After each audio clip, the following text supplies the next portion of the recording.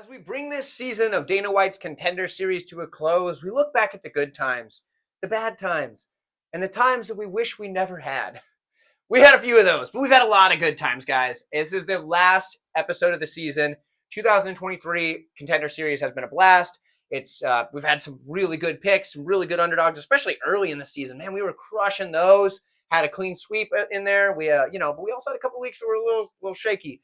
But this one is a fun matchup here, and we find ourselves in the bantamweight division, where someone we broke down once before, Roman Taveras, is coming back in Week 10 to get another shot after a fight was called very prematurely.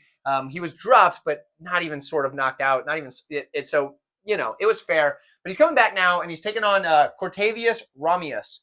So for Romious, he's 4-1 in his last 5 fights. Same thing for Taveras, but that one loss is, like I said, it was a very early stoppage. So, we kind of got to take that for what it is.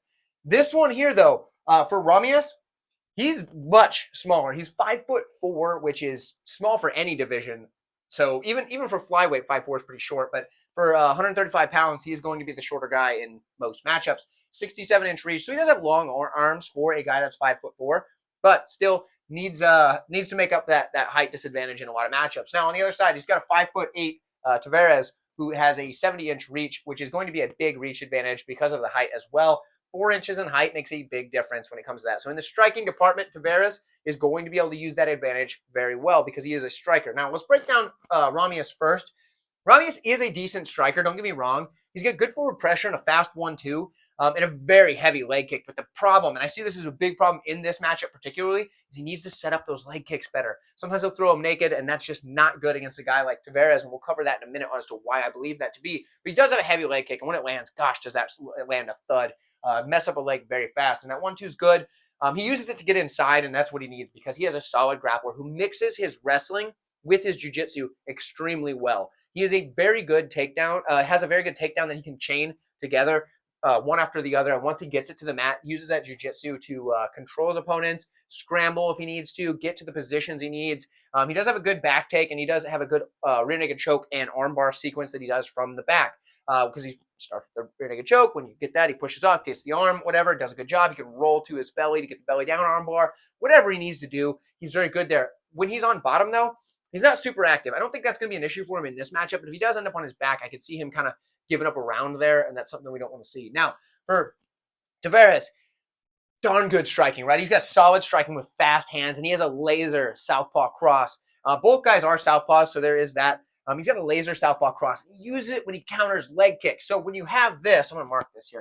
So doesn't set this up enough.